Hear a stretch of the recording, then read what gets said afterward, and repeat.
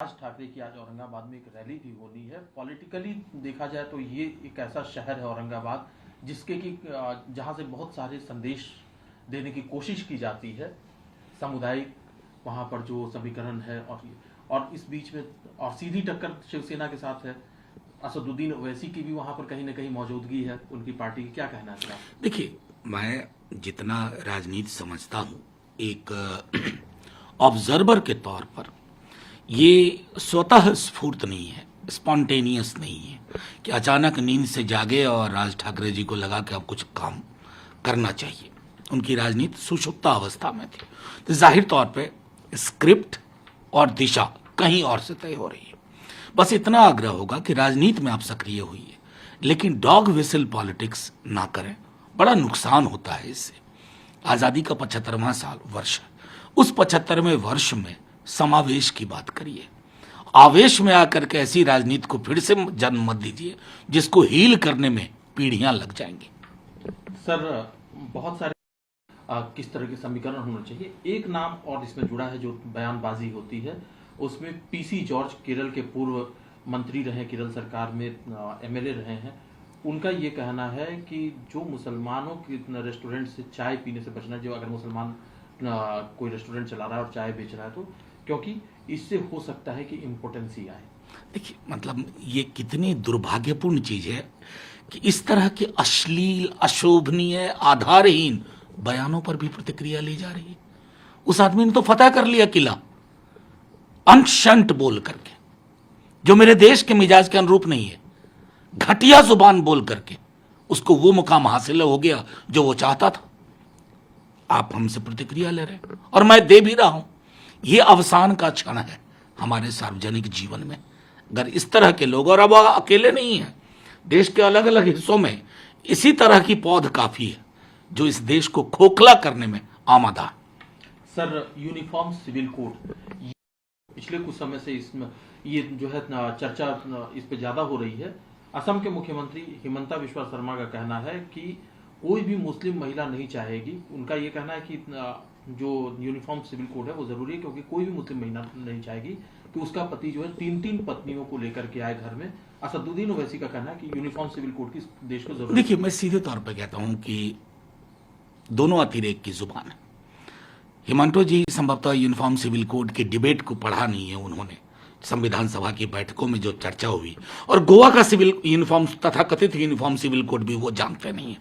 अगर जानते होते ना तो किसी एक समुदाय का नाम नहीं लेते। यूनिफॉर्मिटी अटेन करने में किस प्रकार की बाधा है, सरकार के लोगों से भी पूछ लिया जाए कि लॉ कमीशन में क्या एफिडेविट जा रहा है या जाएगा।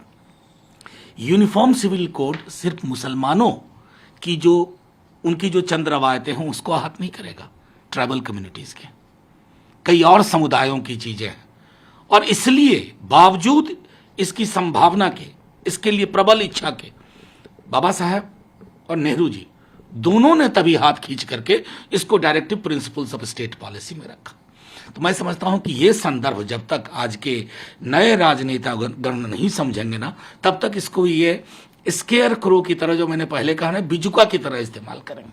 सर, चर्चा लाउड स्पीकर तो उनकी नाराजगी भी थी इस सवाल को लेकर के, और उनका ये सीधा कहना था कि रिलीजियस मैटर में कोई इंटरफेरेंस नहीं। देखिए, सीधी सी बात है, ये देश क्या लाउड स्पीकर और बुलडोजर पे बात करने के लिए 75वें वर्ष में आजादी के करे? बेरोजगारी, कल परसों संभवतः नीतीश जी मुख्यमंत्री जी ने कहा, और कल नेता प्रतिपक्ष ने साफ तौर पे कह दिया, बात करनी है बेरोजगारी खत्म करने की, भूखमरी खत्म करने की। और हम बात क्या कर रहे हैं? बुलडोजर, लाउड स्पीकर, ये हमारी प्राथमिकता है। इस तरह से हम गढ़ रहे हैं अपने सार्वजनिक जीवन की बनावट। ये सबको ये लगना चाहिए, शर्म आनी चाहिए कि हम इस देश को कहां लेके जा रहे हैं। तो इस मुद्दे पर कम से कम आप नीतीश कुमार के साथ आप लोगों का स्टैंड देखिए, इस मुद्दे पर सिर्फ नीतीश जी और तेजस्वी जी, राजद, जदयू ही नहीं, करोड़ों हिंदुस्तानी जो अपनी थाली की साइज बड़ी देखना चाहते हैं, महंगाई पे लगाम चाहते हैं, हर घर में रोजगार की उपलब्धता चाहते हैं, वो नहीं चाहते हैं कि उनकी ऊर्जा, उनका ध्यान लाउड स्पीकर और बुलडोजर के तले जाता रहे। सर, पिछले दिनों हम मध्य प्रदेश के खरगोन में भी हिंसा हुई थी। इस बार एहतियातन जो है 2 दिनों का कर्फ्यू वहां पर लगा दिया गया और ये निर्देश दिया गया है कि ईद की जो प्रेयर हो लोग घरों में करें। क्या कहना है? देखिए, सीधे तौर पे कहना है कि धर्मांधता ने इस देश को बहुत नुकसान पहुंचाया, आए दिन नुकसान पहुंचा रहा। जिन्हें लग रहा है ना कि इस धर्मांधता में अपनी राजनीतिक रोटी सेक रहे हैं, वो रोटियां जल जाएंगी बहुत जल्दी। कितना सेकोगे? थक जाएंगे लोग, थकने लगे हैं। इसलिए हाथ जोड़ के विनती है कि वोटों की फसल की तैयारी धर्मांधता के माध्यम न करिए। घृणा और वैमनस्यता की तस्वीरें दिखा करके उस पर राजनीति करके अगर आप वोट लेना चाहेंगे ना, तो उसका एक थ्रेशोल्ड है, वो भी एक दिन आपको ना कह देगा। शरद पवार जी तो कह रहे हैं कि इस तरह की जो चीजें वो बैकवर्ड कर रही है देश को और पीछे की तरफ। बिल्कुल सही है, उल्टे पांव की यात्रा पे आप जा रहे हैं। दुनिया के एक और देश में क्या बात हो रही है? रोजगार पे बात हो रही है कि हम कैसे अपनी अर्थव्यवस्था को और ऊंचा। आज मई डे है, मजदूर दिवस है। ये बात होनी चाहिए कि मजदूरों के लिए किस प्रकार की व्यवस्थाएं हम दे रहे हैं। क्या उनको उसी तरह का फ्रीडम है जो फ्रीडम या डिग्निटी 47 से 50 के दौर में हमने तय किया था, या उसमें कमी आई है? ये सवाल होने चाहिए थे। ये कहां लाउड स्पीकर, बुलडोजर, अजान, रमजान, रामनवी, हनुमान जी सब में फंस गए। सर, एक और विषय है, में ऊर्जा संकट से के दौर से गुजर रहे हैं और कहीं ना कहीं कोयले का संकट है, प्राकृतिक गैस का संकट है, ये तमाम चीजें हैं। राहुल गांधी ने सवाल उठाया है कि मोदी जी अब इसके लिए किसको ब्लेम करेंगे? क्या नेहरू जी को इसके लिए? देखिए, वो उनके ट्वीट को के निहितार्थ को दीजिए, बाकी छोड़ दीजिए, थोड़ी देर के लिए रखिए। क्या ये अचानक हुआ कोल संकट? सरकार क्यों अपनाते हैं? सरकार के सामने एक ब्लूप्रिंट होता है, इतना स्टॉक है, इस पावर यूनिट को इतना स्टॉक इतने दिन के लिए। जब एक दिन का स्टॉक बच रहा है और आप हाथ पे हाथ धर के बैठे हुए हो, आपने रेगुलर ट्रेन की मूवमेंट रोकी है क्योंकि आपको जल्दबाजी में। क्या ये चीजें एक ब्लूप्रिंट का हिस्सा नहीं हो सकती थी?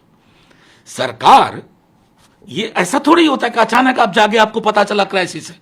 ये ब्रूइंग इन हो रहा था, क्राइसिस बढ़ रही थी, आप समझ नहीं पाए क्योंकि आप इश्तेहारबाजी में रहते हैं और इश्तेहार से तालियां कुछ दिन मिल जाएंगी, सरकार नहीं चला करती।